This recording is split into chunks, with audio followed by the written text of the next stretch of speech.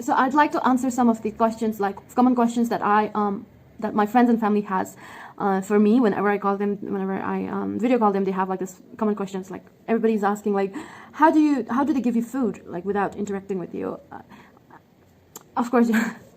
So how do they do it is like they pack the food, they bring it in front of your house, I mean your door, not house, your door, ring the bell or knock the door and let you know that the food is here, and you wait for 1 or 2 minutes for them to leave, and when after they have left, you open the door and you take your food and lock the door behind and eat. That's it. Yeah. And the food timing is like 8 to 8:30 a.m. is breakfast, 12 to 12:30 is the lunch, and around 3 to 4 we get like snack time. They bring like biscuits or like some other snacks, and then for dinner it's around 8 to 8:30 p.m. So yeah, and we have a lot of do's and don'ts and a lot of protocols that I will post it. I'll take a picture of it and I'll just post it down there. I don't think I want to talk about it so much so, and I'll just read out the do's and don'ts maybe. So for do's, please cooperate with quarantine officials. They have been working really hard. I'm really thankful to all the DSUP, all the other officials that are in this front line of this quarantine, fighting coronavirus. I am very thankful. I'm very grateful, and I can't express more how grateful I am, seriously. Maintain personal hygiene. Yeah, indulge in activities like reading, meditation, exercise, and that will keep you healthy. Report any signs and symptoms of illness, particularly fever, cough, and respiratory issues. Change your own linens and toiletries. They have provided all the necessary toiletries, linens like extra bed sheet, extra pillow covers, and everything. We have to be the one to take. Manage your own laundry. Yes, dispose of waste in designated bins. And let's read about don'ts. Do not leave your designated quarantine room. Sneak out of the facility. Disturb those in the adjacent room with loud music and sound. Damage properties in the facility and convey false information. So I'd like to stress on this 2 things. First is damage properties in the facilities. You are living in this hotel and the government doesn't own it, and it's a private property. So we should be very grateful for whatever the government is already doing, and we are provided with this like first class services, like literally, seriously. You won't get this anywhere outside without paying a lot of money, and we're getting this for free. And I'd like all of you to be whoever is under quarantine and who will be in quarantine soon, I don't know, please, if you're watching, please, I'd like to let you know that take care of the facilities of this hotel, of wherever you are, and convey false information, please.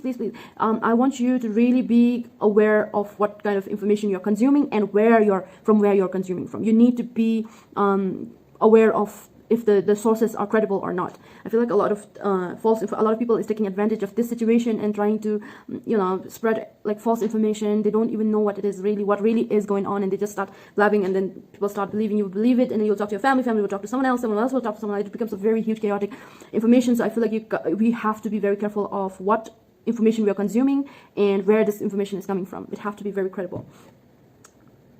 So a lot of people also wanted me to share my first-hand experience of the quarantine. So first day when I got here, I was very anxious. I didn't know what to feel. I didn't know what to do. I didn't know what to expect. Okay. So first day I was very anxious because I was given this whole huge room to myself. You're supposed to have them, like in one room you're supposed to have like 2 people, but my partner in the end was a male, so we both were given like one room. So I am to spend like 21 days of my life alone in this huge room without interaction. I mean, like physical interaction. So it sounded like a lot at first, like, what? I might go crazy, but in reality, I know I'm not gonna go crazy. I was just being all dramatic and all this stuff. So I'm not gonna go crazy. We have social media. It's not like a dark room in a cell or prison. It's not like that. You have been provided with TV, Wi-Fi. You have your phone to entertain you, keep your mind sane, keep your mind busy and everything. So that's great. So I feel like I was being all dramatic at first or second day, saying I might go insane. Oh, but I'm not.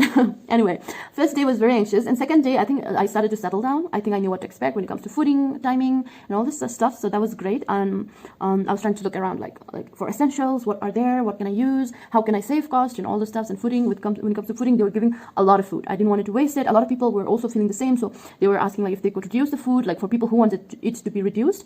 And the chef, whoever is the cook, the manager in the hotel, where they were also added in the group chat, and they were being very considerate. They were asking each one of us like if the food is good, if they want any varieties, in it, and they were keeping check on us. Like every other day, they would be asking if we're doing good. They were asking like, what do you need? Do you need anything else? Like, do let them know and all this stuff. So the service is like, oh God, it's really if you're in Chennai and if you know this expression, it's called variable. Variable means it's like chicks, you know, the service is really good. And it's not just about the service to us, but it's about the hard work they're putting into taking care of this country. You know, even they're taking care of us, they're taking care of the country, taking care of the citizen they are.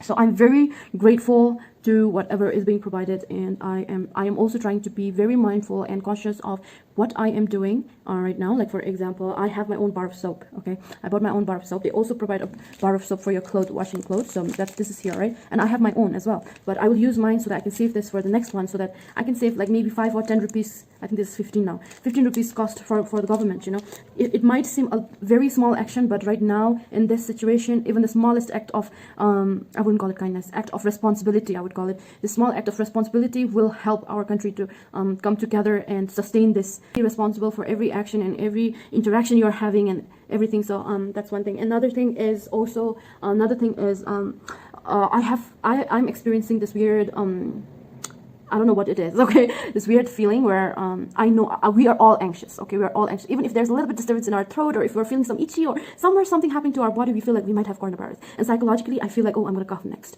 Even if I'm not gonna cough, I know I'm not gonna cough next, but my psychological feeling is telling me like, oh, cough. Like you're gonna cough and you will cough. Like, and I start coughing, like a little bit, like 1 or 2, but it's just my mind playing tricks on me because I'm anxious and I don't know why this is happening. And I asked my other friends and they were also feeling the same. Like, you know, even a little bit of colds, they feel like they're gonna get fever, you know. And one of my friends is like, I know I don't have fever, but I feel like I have fever. So I think we're all going through this, we're all scared and we're anxious and we don't know sometimes what our mind is creating. We don't know what the reality is sometimes. So I feel like you got, I don't know what else to do. So I really don't know how to tackle this. If you have gone through this and if you're watching this and if you have like any advice or suggestions, do let me know, let us know.